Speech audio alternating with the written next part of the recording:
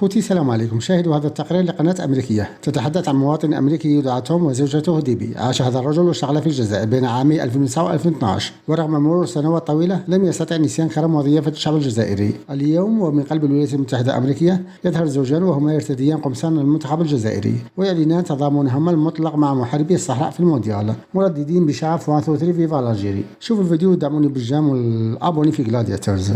All the action on the big screen was USA versus Paraguay, but we saw jerseys from all over. And here in Lawrence particularly, it's hard not to notice the love for Algeria, which is currently calling the college town home. Samir Iskandarani's Jordanian dad opened a Latin cafe a month before he was born. I didn't really know English all too well when I was growing up. Roaming the aisles of the restaurant, he gained confidence and English skills. عندك قديم وعندك جديد. Now he's amped to use his Arabic to make others feel welcome. So it's nice to have customers in here and be able to talk to them in their own native language. Debbie and Tom Schrader don't know Arabic, but Tom has a special connection to the Fennec Foxes. I lived and worked in Algeria from 2009 to 2012. He worked for an oil company there.